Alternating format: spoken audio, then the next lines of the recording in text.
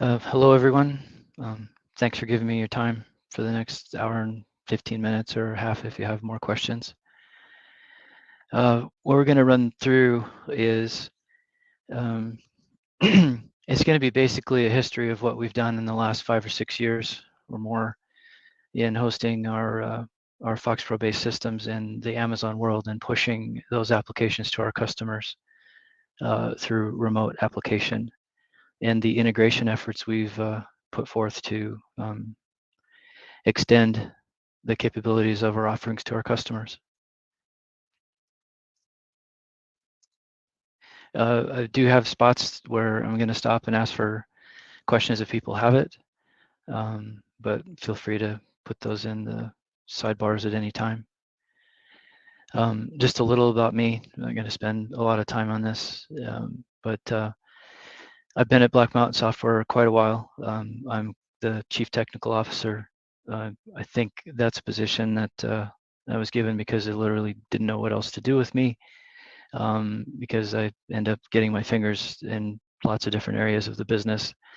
And I'm very interested in how things fit together. I do write code, I design architectures, and I help a team of about a dozen engineers put things together that fit and solve problems for our customers.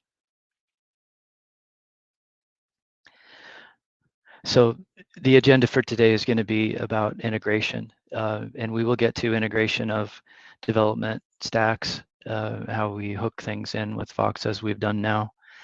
And there are a lot of people smarter than myself that have already done presentations on things like API access, things like that, for talking to data, talking to processes. And so I'm not going to get into that side of things. We do that stuff. We use APIs extensively. But my goal here is to show you what's possible in various different aspects of integration that we've done, and show you a bit of what we did. And I'll have some example code, and I'll have that stuff to tomorrow. By the end of the day, we'll provide those examples of how we did things. But the overall topic is how do you integrate other technologies in with Fox, including the development side of things. So I'm going to start with an overview of the Black Mountain Software world, and then our hosting, Amazon, an overview of how we're hosting things in Amazon, and then we're going to get into the in the integration of FoxPro and our applications and our suite of applications in an Amazon world, and how we use the Amazon side of things to push those applications to our customers. And then we're going to get into more direct integration, so help content and help systems. How did we integrate that with a whole suite of products and do it in a way we feel optimizes management of that content and reduces load on our people.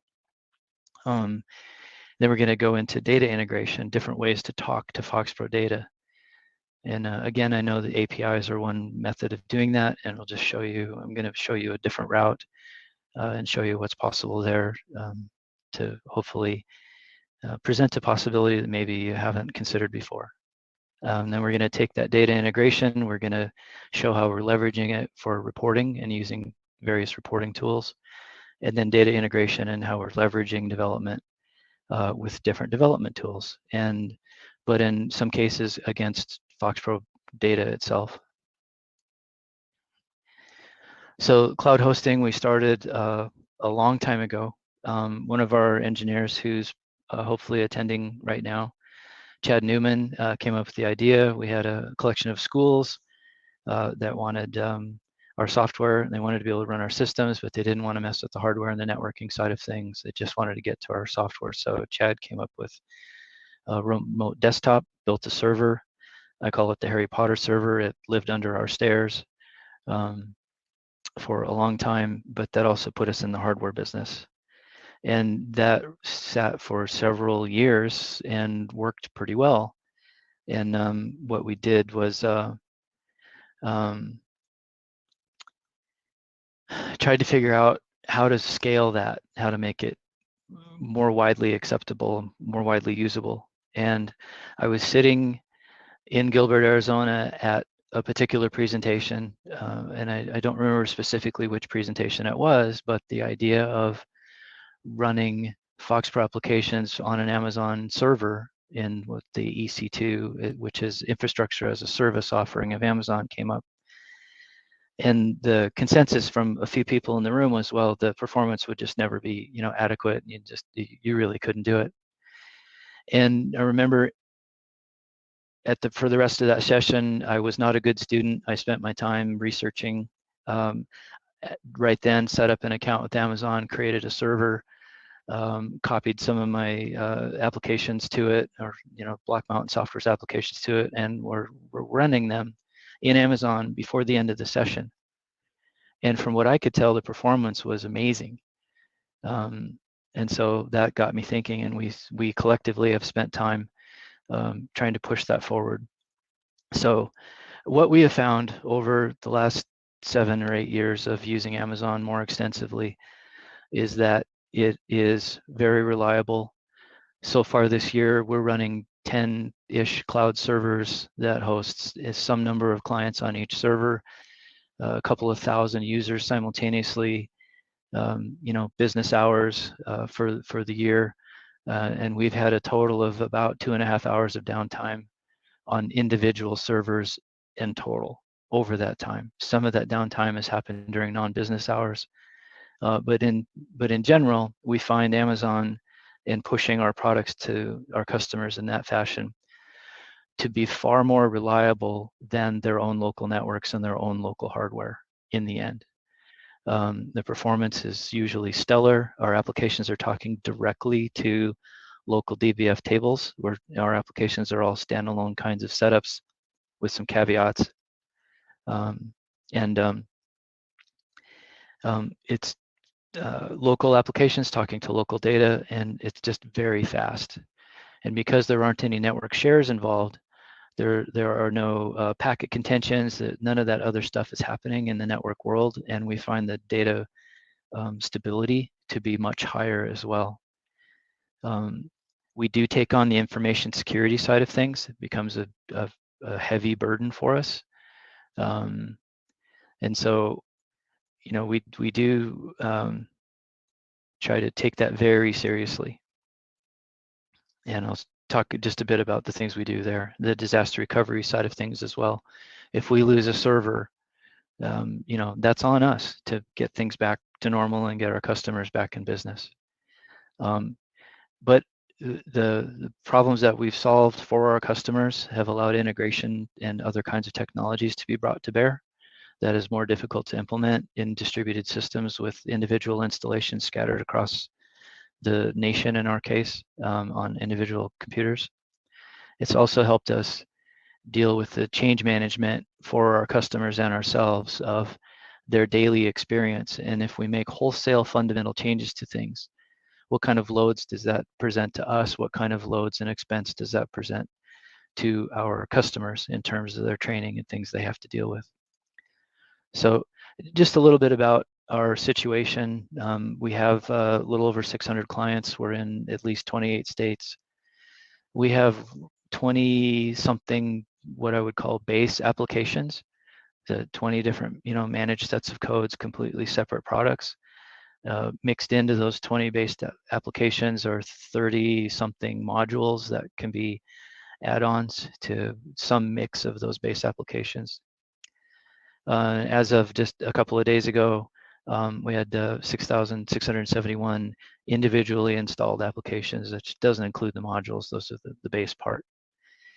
And of our 600 and something clients, 437 of them as of late last week were what we call cloud customers. Within that span of products, we have over 6 million lines of code. We have 2,000 reports, over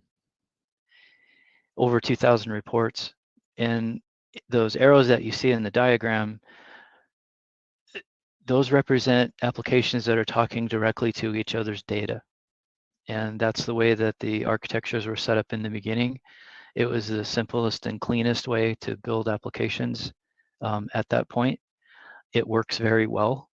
It doesn't lend itself to flexibility in terms of integrating new technologies or rewriting of applications wholesale. It presents problems. If you were to look at the fund accounting, utility billing, cash receipting, payroll, accounts payable, those kinds of things, those core applications of ours. It'd be very, very difficult for us to take one of those and rewrite it per se, without having a way to talk to all of the various other applications that would still be in FoxPro. So we have a sort of a spaghetti mess there, and what I'm going to run you through is our approach at being able to continue forward, write good software, do good business, and keep happy customers.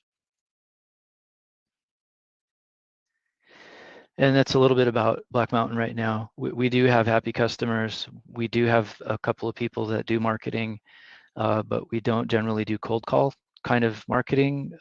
The vast majority of our sales are word of mouth, and we have had very steady sales history throughout the history of the company, 30-ish years. And that continues. We have installations scheduled out into next year as we speak. Moving people to cloud, our existing customers to cloud. That's a market that we already have relationship with those customers, and we're moving them, roughly as fast as we can. Although I'll speak to one thing that's happened in the last year and a half or so. It's maybe the thing I'm most proud of in my time with Black Mountain is something that we did related to the pandemic. And early in the pandemic, when it was clear what the effects were going to be in terms of the safety of our employees, we moved everybody out of a building in a matter of days and got people in the infrastructure put together to continue regular operations, as regular as they could be, and keeping our employees as safe as they could be in a matter of days. It was something we had scheduled out for a week's time, and it took us 2.5 days. Everybody pitched in, and it was just a wonderful thing to see. The best part about that is that we took that same philosophy and we extended it to our customers, and we offered cloud hosting to every one of our customers that wasn't already on the cloud. Without a sales process, without the paperwork, we would just get it done. And the goal being that they could send their employees home and cut down on social interaction and or being in a locked airspace in a building, in an office, in a city hall, or whatever, to try and enhance the safety of our own customers. And we had something like 60 to 70 customers take us up on that. And we got buried, but we did it. We spent weeks, felt like 24/7, just moving people from their own systems to our cloud hosting and getting it so they could send their people home. And the deal we made with them was, we don't care about the sales process or the paperwork or anything. Let's just get this done. And that at any point, if you wish, we'll put you back the way you were. And so far, out of those 60 or 70 clients, none of our customers, after having experienced the cloud hosting through AWS, have returned to their own networks. So integration. Our efforts in the integration side of things are to advance feature sets, improve reliability, performance, security, disaster recovery, change management, all of that. And we had a specific goal, and that is, if we took somebody from their own network and moved them to cloud, we wanted their reaction to be something similar to the repeating GIF that I can't pause. Like, yeah, okay, what's the big deal? And that we wanted that kind of a reaction up front, so that we weren't having to spend a lot of time retraining people, and our customers weren't having to spend a lot of time and effort retraining their own staff. So we're going to start with the thing that we wrote that runs on cloud that helps organize the applications for our customers in navigation, called Dashboard, and it performs a lot of other functions. And then, as examples of the kinds of integration that can be done, we're going to go into the help system that we have. We have a context-sensitive based help system that has the ability for our own customers to leave their own notes in the help, and also for our support staff to leave customer-specific notes and annotations in the help, to cut down on those phone calls, especially for things that happen infrequently. annual processes that you forget, things like that. Then we're going to look at some Jaspersoft reporting that we're doing, early stages of integration, and then integrated web application development. And in this example, what tool that I'll show you guys is some of the things that we've done in Servoy. So dashboard serves as a place to stash logic and related to session health and security performance. It brings us data on a regular basis showing us health of connections and help us debug things. And so we'll get into actually going and looking at something. And if this all works, for those of you that have spent years wondering when you're going to see FoxPro run on a Raspberry Pi, hopefully today's your day.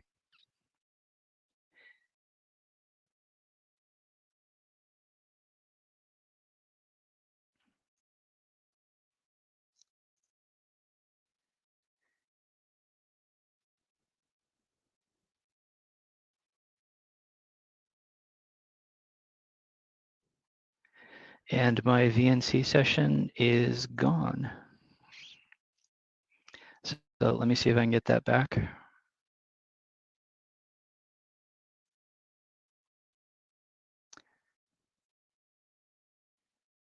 Tell you what, we'll just skip that for now.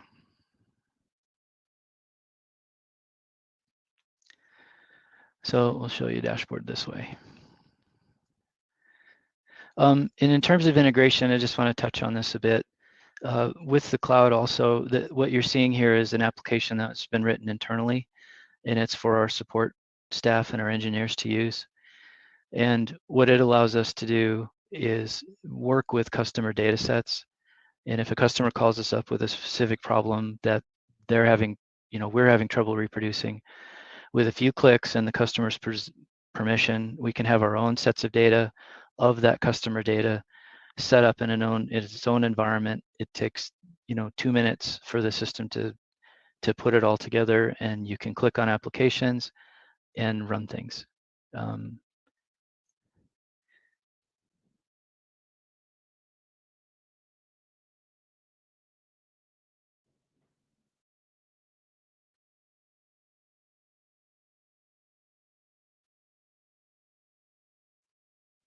And there's our dashboard.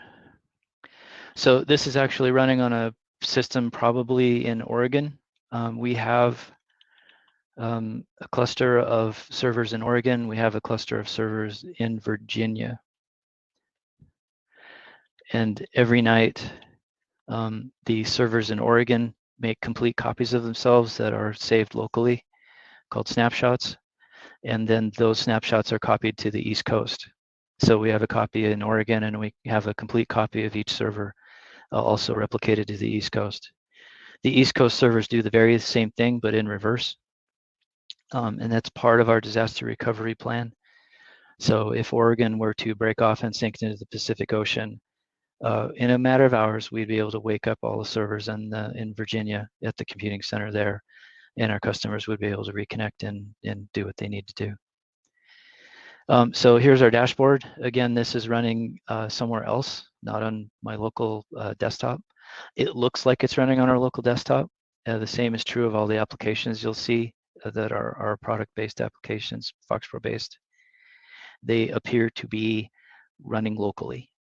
We have many users that may not be aware of the cloud transition, and they come in one day, they use payroll, they come in the next day, they use payroll, and they don't know the difference, that it's not running locally anymore.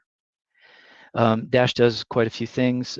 It's checking the system, the connection health. We put this signal strength meter out there because it's familiar to people. And we wanted them to get a sense of what their usual connection strength is, and that's a measure of round trip latency to the workstation and the moving of information to the local workstation. And if the connection is normally 3 bars, then that's their normal connection. That becomes their normal. And when they see 1 bar and the things aren't responsive, mouse clicks aren't responding immediately, excuse me, that one bar is a way to let them know that something out of the ordinary has happened. And although it's difficult to measure things that don't happen, my personal opinion is that the signal strength meter, a lot of work went in behind it, that it's cut down on the number of phone calls we might get about connection quality issues, because they understand what a normal day should look like. The dashboard, there's a basic configuration that's based on each customer that we've installed on the cloud side. But Dash doesn't know anything about what applications individual customers might have. It relies on an on-the-fly inspection, and it cuts down on configuration for our side. So if this particular customer were to add another one of our products, it would just show up on the list the next time they ran dashboard, because it would detect it. In terms of security, our individual FoxPro applications each have their own security sets. And so if somebody's running payroll or accounting or whatever, they would have to log in separately in each one of those. We tried to give the appearance of a centralized authentication process here. So I put in some demo credentials. Dashboard tried those demo credentials against every application that it found installed for me as a customer, and the credentials worked on these two products. And if people want to line up all their security, they can line up their usernames and passwords across the other products, and then they only have to enter their credentials once. We have some news, and then if I click more, you should see a couple things flash, and then here we are in some news item relative to the software. One important thing to realize is that this browser that just launched to a location on the internet is on my local machine. So we're taking software that's running in Oregon, and we're having it do things that happen on my local machine, and that has far-reaching effects for lots of things that we'll get into. The first being that on our cloud servers, as a design principle, we do not do things that are risky in terms of infection or compromised vectors. We do not run browsers on our servers. We do not run email clients on our servers. And yet our applications do things on a regular basis, like merge processes that send emails. And so those things happened yesterday when the customer had the software installed on their local network and maybe used Office Automation to use Outlook and Word to create documents and then send them via email. And today, when they're on our cloud services, we want them to have the same user experience. So how do you do that? And we'll go through, again, we won't get into the nuts and bolts of every little piece, but we'll go through how we attack those.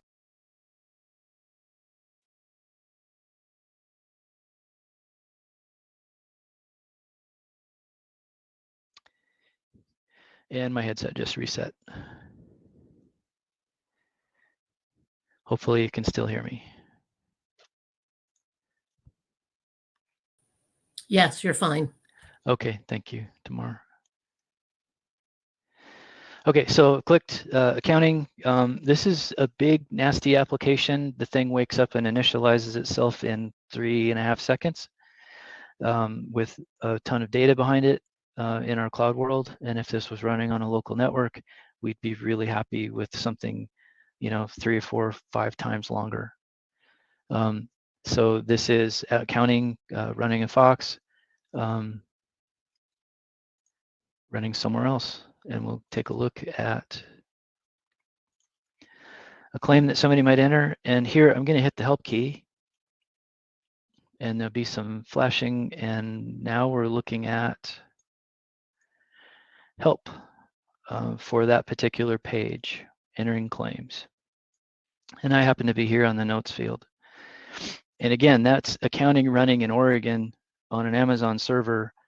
And it triggered the display of help content for me on my local browser on my own workstation. And it was sensitive to where I was in the system. And context sensitive help is nothing new. but in a certain sense it was for us, in that, you know, long ago we were printing manuals, publishing them, sending them out, CHM files, right, included with our software. And anytime we made changes and modifications to our help content, you know, it was a republishing process. We were reprinting manuals, we were reproducing CHM files. So I thought long and hard about this. How do we connect, as an integration practice, how do we connect our applications to help content in a way that doesn't require continual updates of our applications, and in a way that we can manage our help content in one place and only have to change it once? So what you saw there was a connection between a certain location in the software and a certain location in the help. And so how does that happen?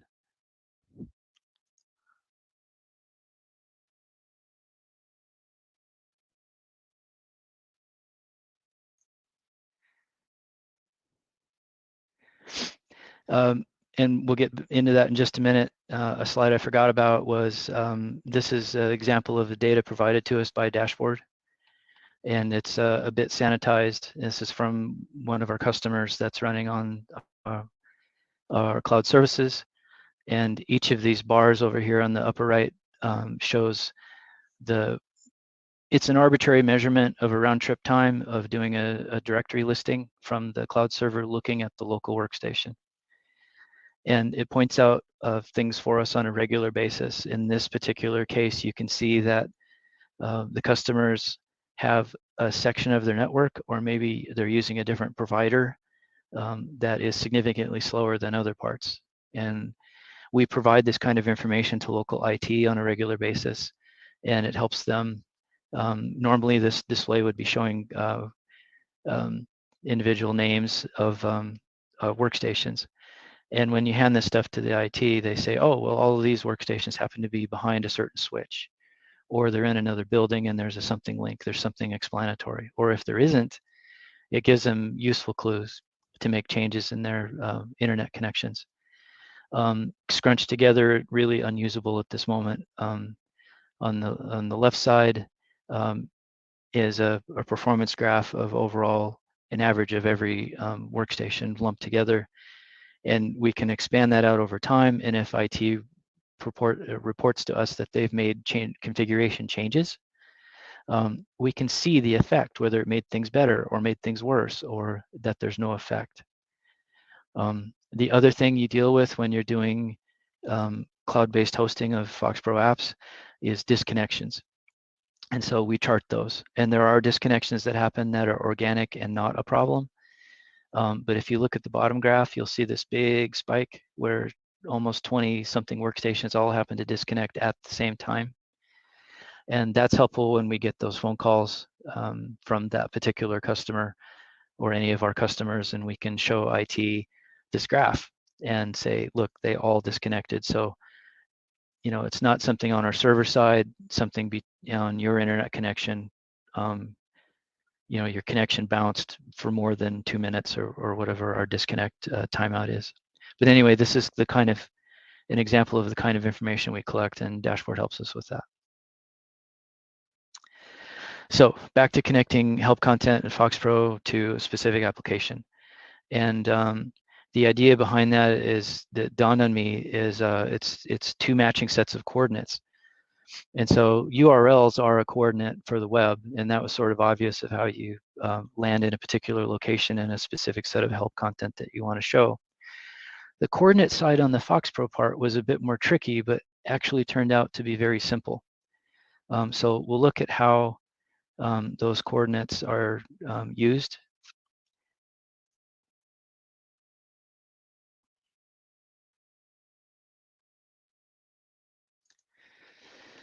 And so here is a log of what happened when I hit help, or a simulation of what would happen when I hit help. And what happened is the application determined where the focus was in the application when the person hit the help key. And that involves just going up the chain of parent objects back to the root of the application itself.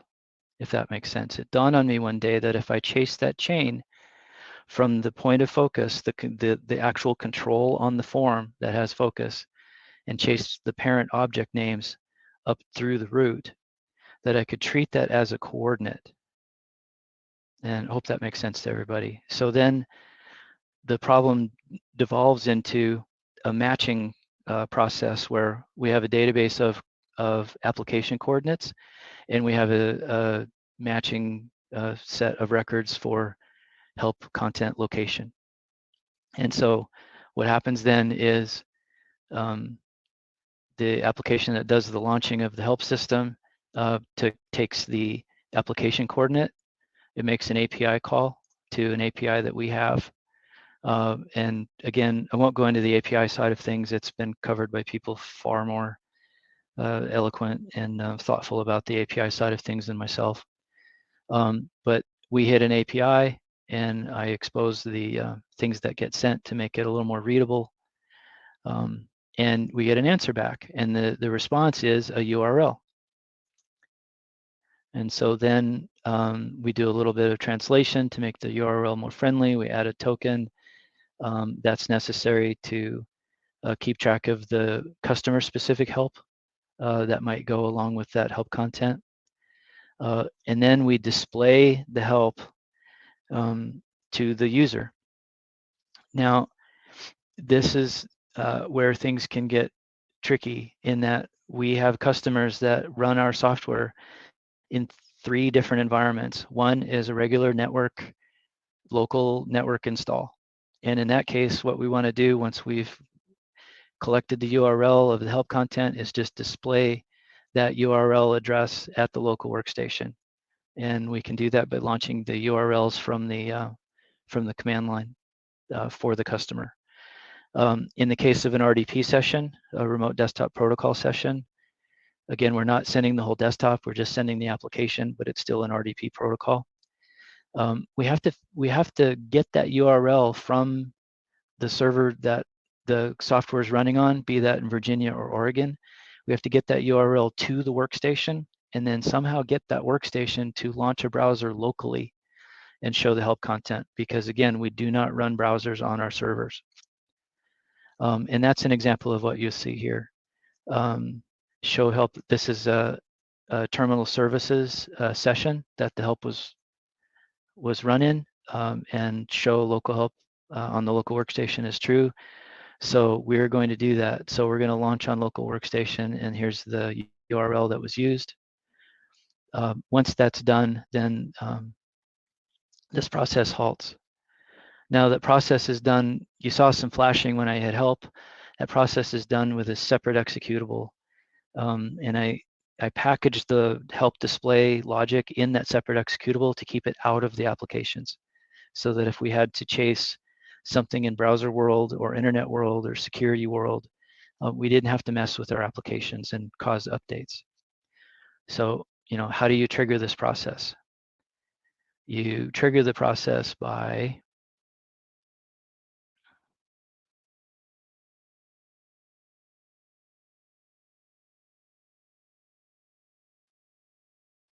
switching to the right desktop.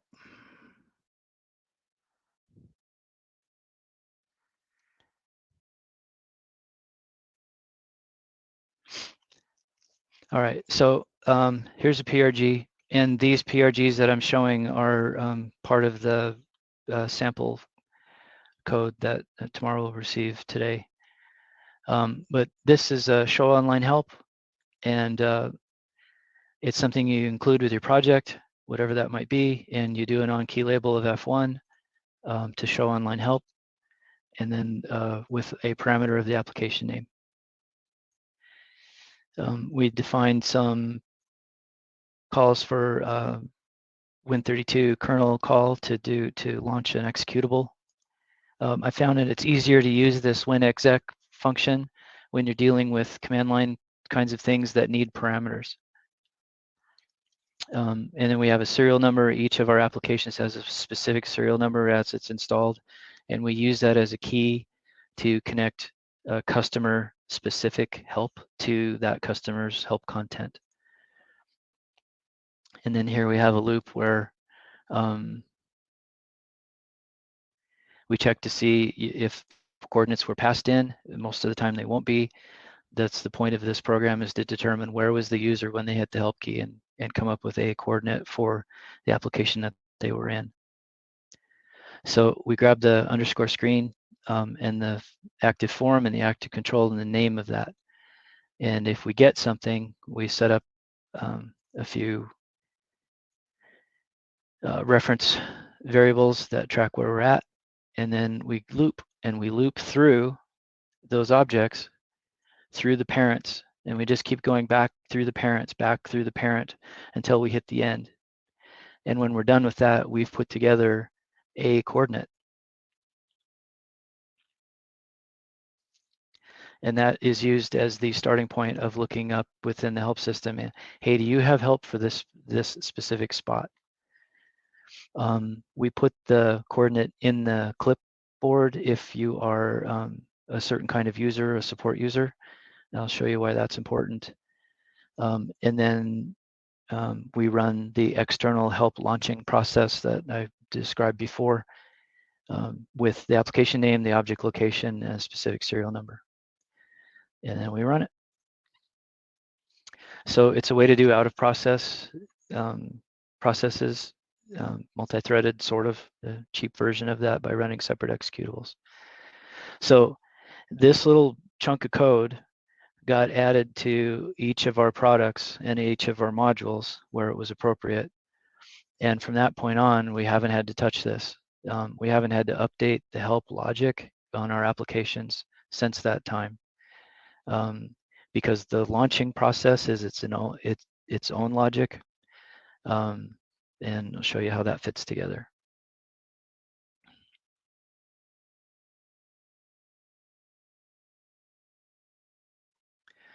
So here's an example from our help map. It's a table that keeps track of which application, the app location. And if you look at these, they are chains, as I described, hopefully, of starting at a particular, maybe control on a form, maybe a tab panel, a page, the parent, and the form itself, or some other location within our software. So this is a location within somewhere in school accounting, and this is where we need to go to get the appropriate help for that location. So these pairings are matched up, and here's what it might look like if you go look. These pairings are matched up on the fly. We can manage this data separately. So what that allows us to do is create new help content, or change its location, or change its delivery, and connect new pieces of content to locations in our software without updating our software. Don't have to touch it, which is great, because if we had to update something like that, it's possible with the modules and the core applications, we'd be updating over 50 different applications. So here's an example of asking the question, hey, here I am in the software somewhere, is there help for that? And here there is. So does that mean you have to define a help location for everything in your world, every item on a form? The answer to that is no, and I'll show you why.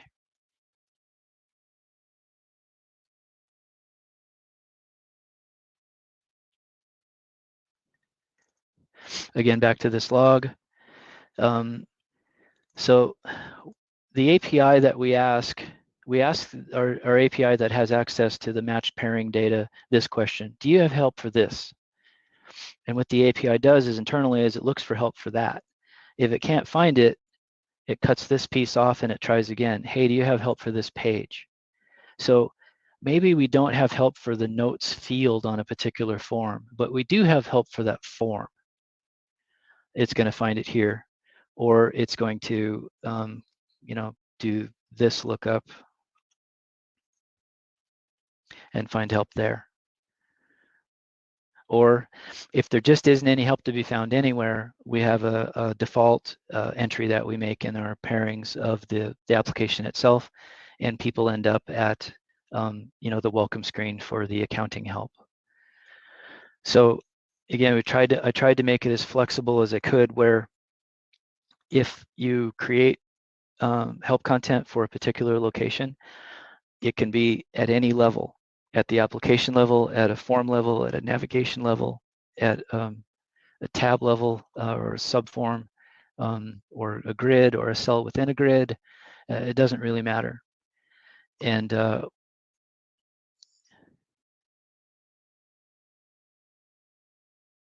when you do that, when you hit that help key and things happen, it's to maintain those systems. It's nice to know what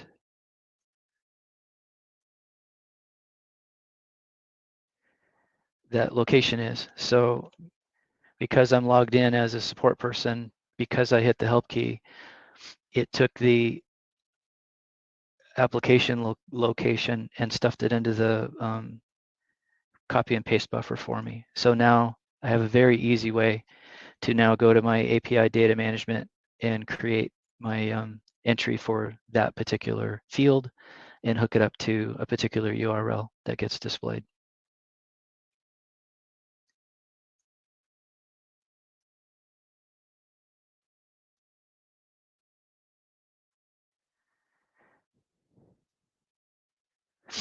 So I did describe that we have different ways our software runs in different environments. One is a local network environment where we're launching a URL on the local workstation.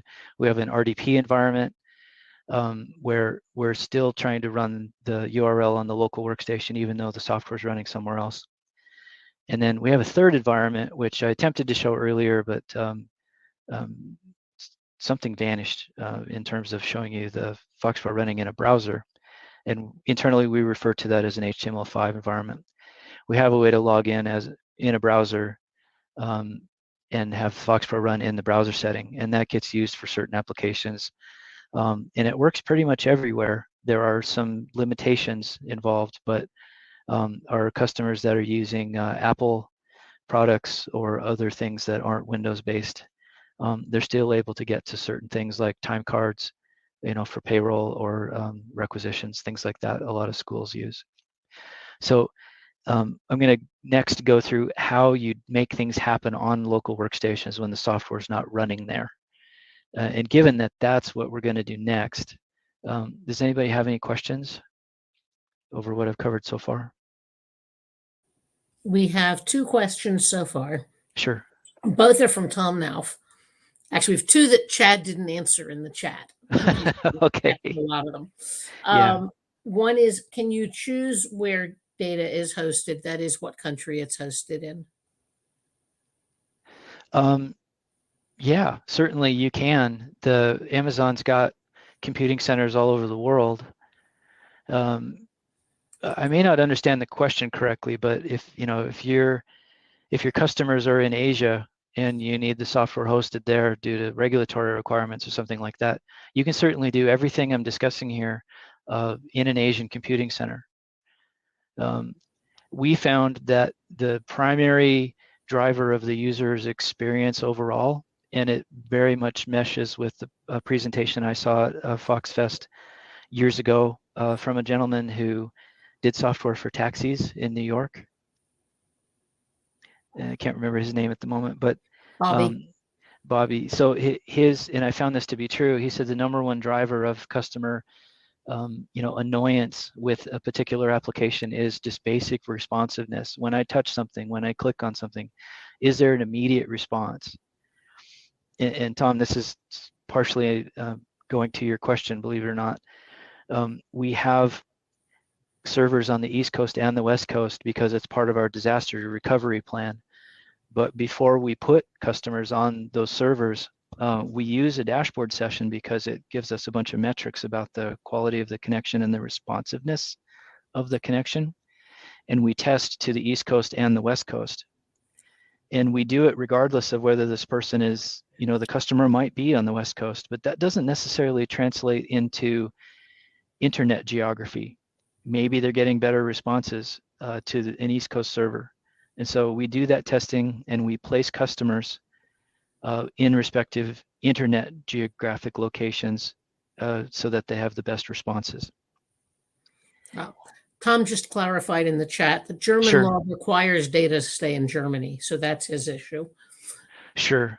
And Tom, I don't know for certain if the data in this case, if there is a German-based computing center for Amazon. If there is, you create your servers there, and that's where your data lives.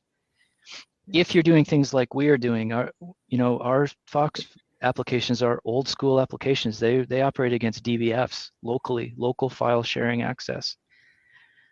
You can create network shares across Amazon's world. So let's say that there wasn't, well, no, you'd still have to have data sitting in Germany accessible via the Amazon systems. So you might have to have network shares to data services that are in Germany if you couldn't create your servers in Germany. And that would introduce some latency.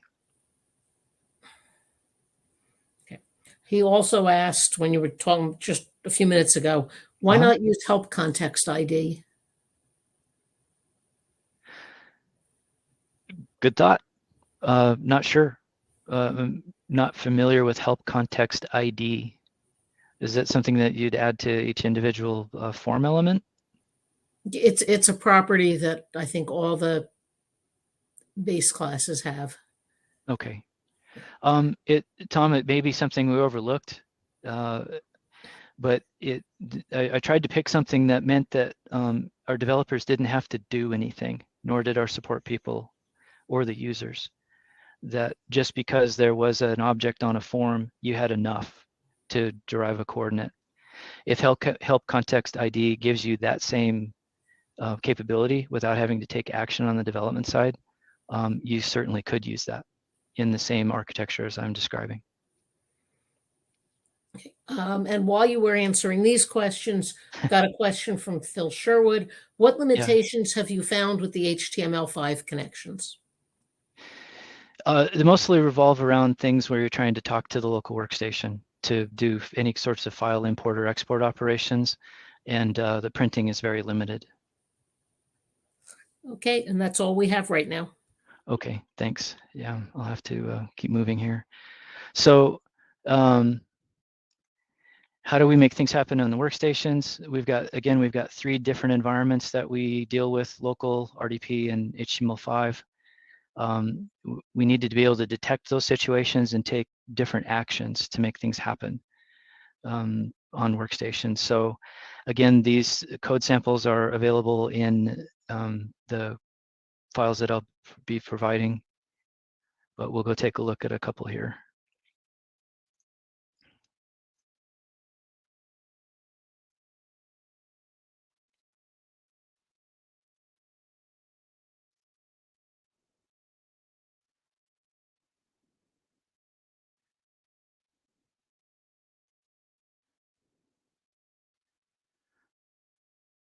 Oh, I didn't need to do that. Excuse me, I've got, for this presentation, I warned everybody I'm running in different desktops and I need to be in the right desktop.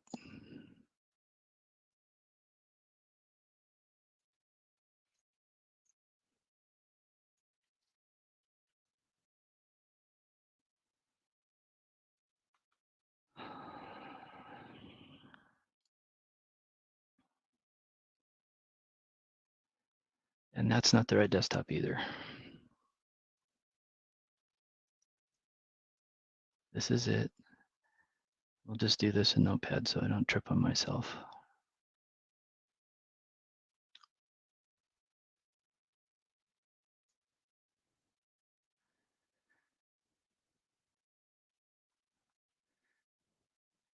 Sorry, this won't have the coloring, but so this PRG got the application name, the coordinates, the serial number, and we also have the ability to pass in any sort of on-the-fly merge information. And we have a few calls we're going to make, whether we're in a development environment or not. and session ID, client name, IP address. We're going to collect that information. So more API calls to the Windows OS get system metrics. And if you make that call, given this parameter, you can tell whether you're in a terminal services session or not. And then if you're in a terminal services session, then you can get session information, which will give you the ID, the workstation name, and the client IP address. We clean that up. And we check to see if there's a certain application running in that session. And if it is, then we can tell if we're in an RDP session or a web browser-based session. If we don't see RDP shell, then we're in a non-Windows client, some sort of HTML session. And we launch things in a browser tab.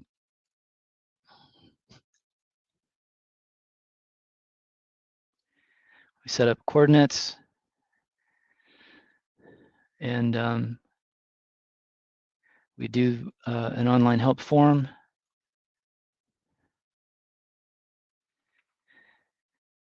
Excuse me, here we go. We get the coordinate API, and then we have to go into the form itself. That's what I'm missing. Back to a different desktop.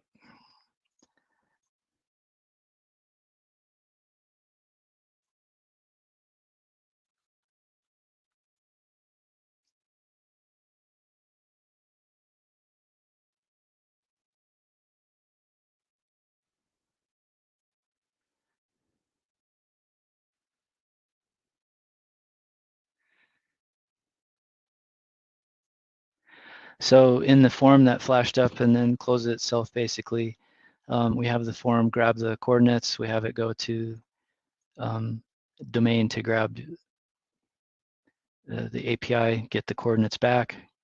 And then here's the meat of this. If this is terminal services, then we use a class that I wrote called workstation process, and we launch the URL on the workstation if it's an RDP session. If it's an HTML5 session, we use the same class workstation process, and we launch Cloud HTML5 with a URL. And if none of those are true, that means we're running on a local installation. And so I come up with a unique file name for a batch file. I put the coordinates and the parameters in. And if you follow this format, you can take a URL, and it's basically its raw form, and enter it at a command line. And Windows operating system will detect that it's a URL, launch whatever the default browser is, and take you to that location. So there's sample code here that helps you, figure out what your situation is and do the right things.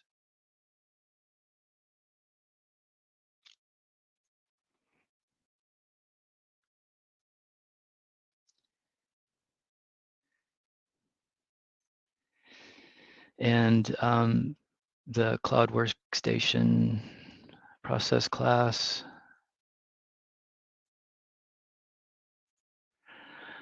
Providing this as well, and it gives you the ability to do things like copy files to workstations, open a file on a workstation, and this involves using tsprint, which is what we found we needed to use. tsprint is an add-on to terminal services, and it gives you fine control over printing processes. When you do terminal services in the Windows world, you get a generic printer, which suffices for most things, but won't suffice for anything that's special. So if you're trying to talk to a cash drawer, or you're printing specialized receipts, or printing W-2 forms, or you're printing checks, or you're doing anything where you need sort of pixel level control of positioning, you'll need to use tsprint. And I need to say I'm going to include the stuff that we presented 4 or 5 years ago on our initial forays into cloud hosting and how to set this up. And all of this information is in those original documents. And tomorrow I'm going to provide you with those as well, because they're sort of the beginnings of all this. And we used this thing that allows us, the tsprint driver has a back door, and it's not well documented, but we figured out a lot about how to use it. And we're using that back door in the tsprint driver to send processes to the workstations and make them happen.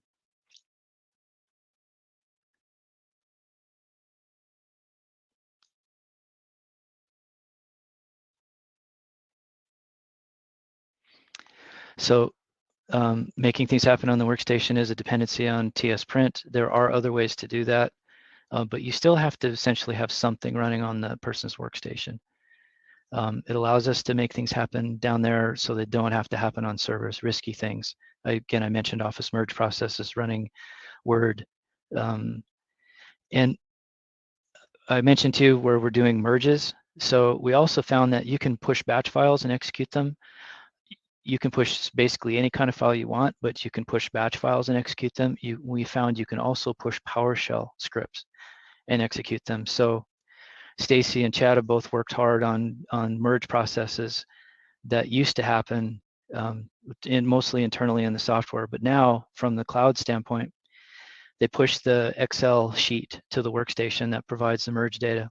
Then they push the Word document to the workstation. That's going to be the merge document. Then they push a PowerShell script to the workstation.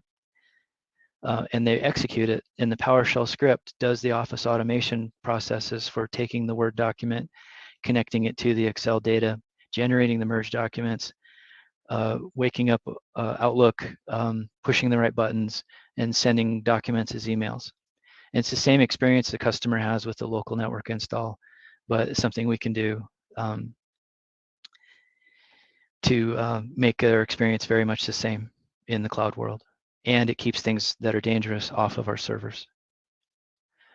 And to summarize that in the help, again, there's a lot to unpack there about making things happen on the workstations, but it gives us a lot of power. And it makes it, for the help system, for example, we don't have to update software. So data integration. Again, there are lots of different ways to integrate with data. APIs being one of those. I won't go through that right now.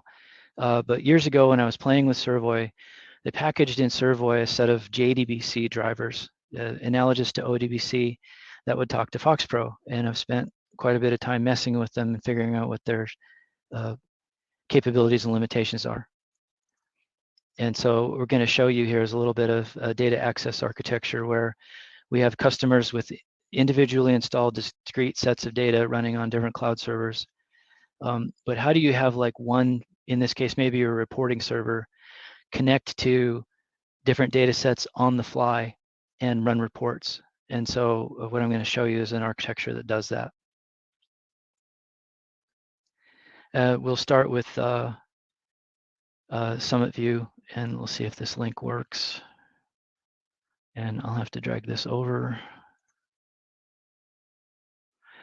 So this is a real thing. We have customers who want to make financial information more visible, more available to their citizens. City of Williston in the Dakotas did that. So this is one of our products. We call it Public View. And our customer in their accounting system can define any of these reports that they'd like. These are not canned, and they can adjust how they work and the data that drives them from within accounting. I won't show you that side of it.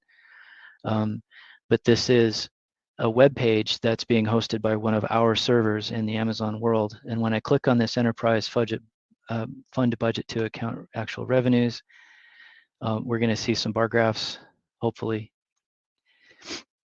And the important thing to realize here is this is a Jaspersoft reporting server sitting somewhere out in Amazon that on the fly connected to an individual data set for an individual customer hosted on our systems and generated this report straight from the FoxPro data. And it's in real time and it's live.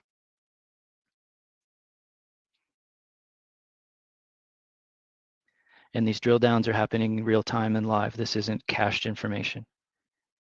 So if they publish, if they create new budgets and they do new information on their accounting system, there's nothing else they have to do. And you can see this in different forms. And again, this is stuff done in Jaspersoft. In the Jaspersoft kind of side of things, there are great reporting tools for FoxPro, and in no way making this a sales pitch. But there are some things you get with the Jaspersoft side that sort of come for free that are actually quite powerful. Like if I'm putting together a report and I really want the actuals to be over here, And let's say I want these over here too. And I'd like to sort these by the actual amount. And now I want my PDF. It's really easy. And this is the kind of reporting interactivity that we want to provide to our own customers, not just the public.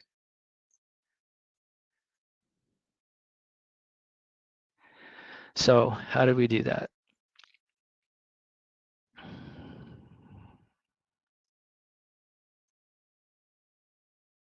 So we're going to go through and whip up a sample report against these JDBC drivers, and I'll show how the connections are made on the fly.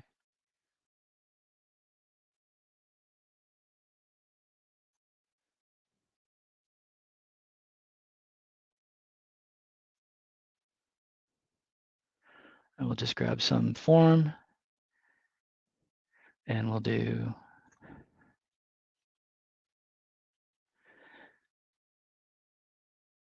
two.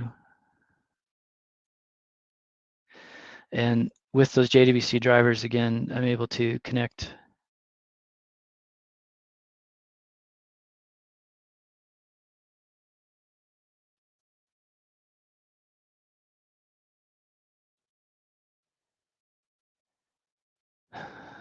hang on, I got to look at a previous one to make sure I connect to the right thing.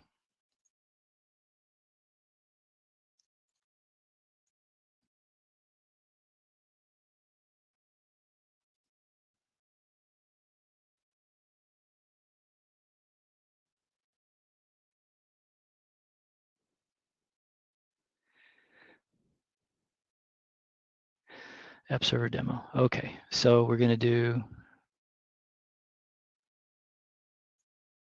new Jasper report.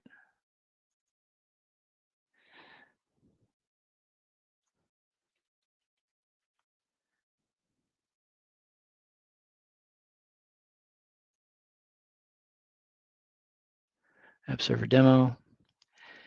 So these are these JDBC drivers in action, and they can talk to local data, and more importantly, they can talk to remote data. You can set the drivers up in a local remote fashion, and the steps on how to do that are all in the white paper.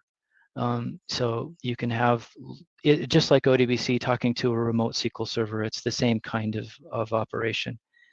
You have a local driver that you install, and then you have a data connection string that you use. And in this case, it's a URL, and you're talking to data somewhere else. Where you aim that is dependent on a raw directory. So if you have customers installed in a subdirectory somewhere on a drive and multiple applications are underneath that, you can aim at the root directory for that customer. And what these drivers do is this tells me there's a finance directory wherever this driver is aimed, the JDBC drivers. And if I expand this, then I get tables that are available in that directory. So it treats directories as databases.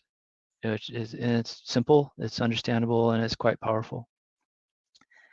We're going to go into permitting, and we're going to grab a table. It's not very exciting, OCC class. And it's got some records. And I could just drag this over, but I'm just going to type this where we're going to select star from OCC class, and we'll go next. No, because I didn't preface this right. I have to give the database name. The directories are, okay, so it's permit.occ class. There we go. Let's just throw all the fields on the report. And I don't need to group by anything. And we're done. Okay, so here we have a report. I'm going to preview it. And there we are. Those are occupancy classes coming from some FoxPro data sitting somewhere. And it doesn't have to be local to the machine, but I can build these reports and operate against this on the fly.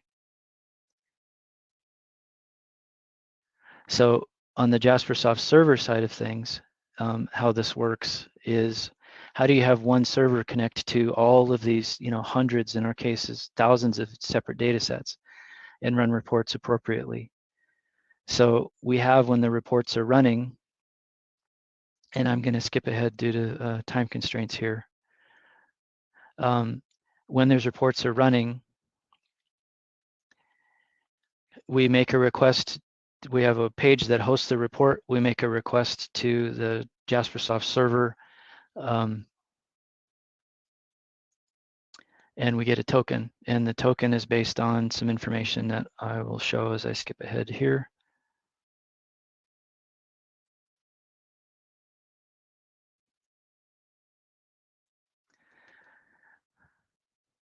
We're going to jump in the application side of this. This is an application that we've developed in Servoy. It's one that will be released in the next couple of business days. And I'm going to click on a report here. And how do we get a report for the right stuff?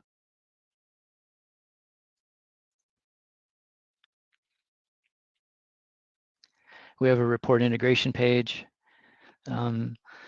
It asks an API that we manage because each application has a unique ID. It gives our API a unique ID and says, hey, I'm going to run this report for this ID.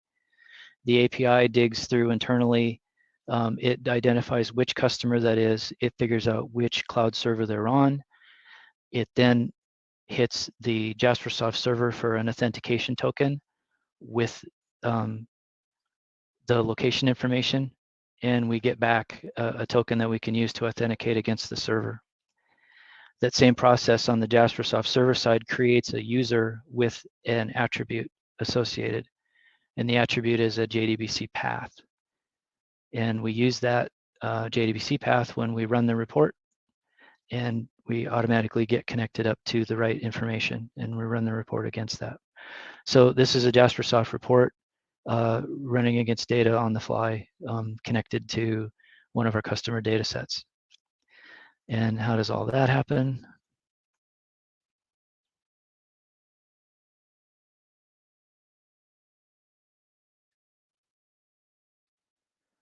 So I'm going to show my own. So these are examples of users that are created on the fly with the token authentication process. And here you see a JDBC path, and I won't show you the rest of this path, but it's right there. So this tells me that each of our servers have a name, that's Cloud 400, and there's some path where that data lives. And then each of the reports that get run, they use a data source.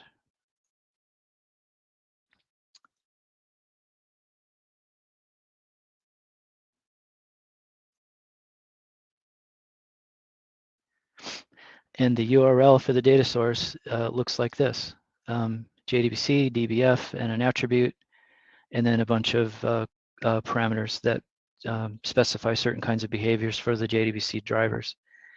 And because this attribute comes from the authentication process, whenever we request a report, what comes with is the JDBC path information, so that when the report runs, it connects to an appropriate set of FoxPro data on the fly without any interaction after that point from the user. They don't have to do anything. And the folks developing these reports don't have to do anything. All they have to do is use BMS application as a data source. And they don't have to worry about which customer's data set this is. I know I had to really fly through that part. Any questions about this?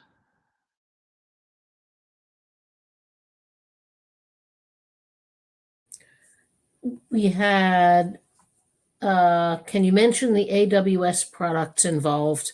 That was a little bit of a while ago, so I don't know if it was exactly on that, but. Yeah, for what you're seeing here in the AWS world, it's mostly revolves around EC2, which are the infrastructure as a hardware servers that you create yourself. They have a free version. You can go play with this stuff. You can set up an account at Amazon and make yourself an EC2 instance, of small Windows instance. They have small Linux instances. This stuff that you're seeing run right now on the Summit, which is our new product, this is running on Linux servers. the FoxPro-based stuff, obviously running on Windows. And that's the majority of what we use are those EC2 instances. Now, with these products, the code enforcement that you're seeing right now, we're using data services as well from Amazon, but that doesn't necessarily play right into what you do with a FoxPro-based application. But here's an example from within a web-based application written in a modern development stack. There's a list of open permits for this customer. We don't have a web-based permit system. We're embarking on developing one. If I click on this, I'm going to get a table, and here is information coming from, again, that same on-the-fly mechanism of connecting to FoxPro data in our hosted environment. It connected to the appropriate data on the fly, and it shows us that this customer has 2 permits open from a FoxPro-based permitting application. So that's one example of integration of SQL-based modern stack development, still integrating with and talking to FoxPro-based applications. And then one of our engineers who's, I'll apologize to Steve because he went through the ringer. We have certain tables, like the occupancy class. These are tables that exist in both systems. The permitting on the FoxPro side and OCC class in the Servoy world here with code enforcement. And he got it so that using APIs and some of the Servoy layers, if somebody's in permitting and they go into this record and they add a note, I wish I could demonstrate that for you right now, but if they did that, you would see that note happen right here on this form in this record in real time. And the same happens in the Servoy applications themselves. If people are operating in the same record, they'll see things update in real time for each other. And I'll just briefly touch on, why we chose Servoy. We spent over 10 years, Chad Baino, talking to the Servoy folks. They put effort into marketing to FoxPro developers for years. And there is something to what they propose in the sense that it has a familiar feel to it. It's got, the code it's code behind kind of programming. You have drag and drop stuff onto forms. Here's the permit form. If you'll see here, the data source is DBPM permit. And, well, what does that mean? So if we go look at the data source for this, here's DBPM, and here's permitting. And because we're using those JDBC drivers, no idea why that showed up. Here's that table. Here's what's in the permit table. Let's go to the OCC class. There's the data, and again, that's coming right from FoxPro. And it's not on this machine. That FoxPro data is sitting somewhere else in the world. And then we can go look at the data.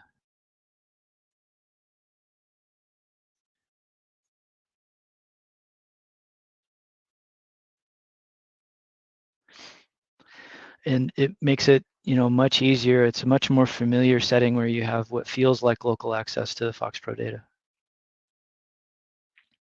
to do your development with. And again, we're using those on-the-fly data connection processes to make it so that I don't have to worry about which data I'm connecting to when we push this out to the server, like on the reporting side. We connect to the right data. And the same can happen on the FoxPro application side. We've got sample code for you, but you can use the same tricks that we use to launch help systems to launch Jaspersoft or web-based reports from FoxPro applications. And so we've just embarked on that process. Permitting is the first FoxPro-based application we have that now has a Jaspersoft-based report connected to it. So you can do some pretty wild and wonderful stuff connecting up to your existing FoxPro development.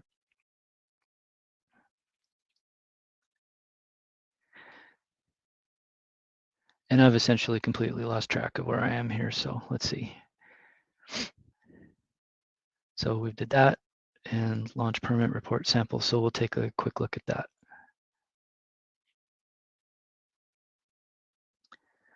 That's what I was alluding to.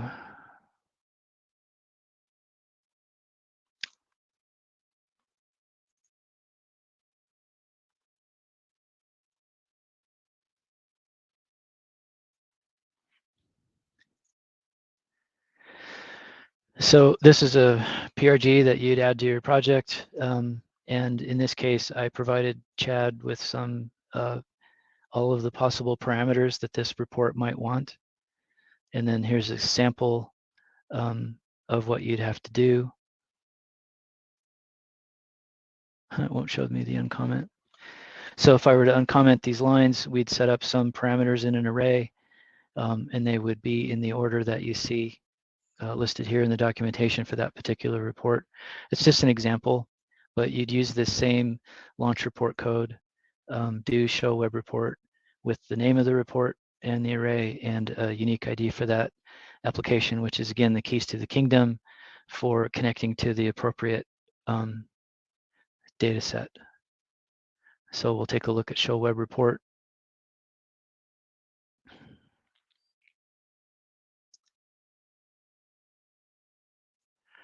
And you'll see it looks very familiar. We created a web report connector, kind of like the thing that launches help. This does the same kinds of operations, only it launches reports because they're web-based. It really doesn't know the difference whether it's a report or a help content, but we did this separately because we have different kinds of parameters that we send. So again, a very quick run through of that stuff. My goal today was to show you guys what's possible.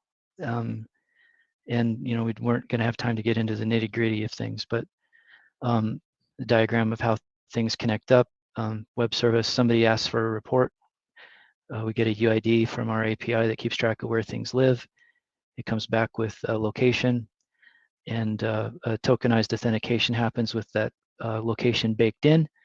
The report runs from the web server, connects to the right data.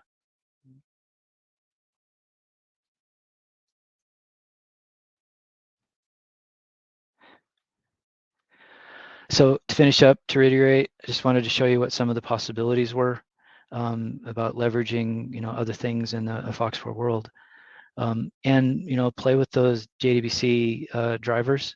We'll provide a link to those.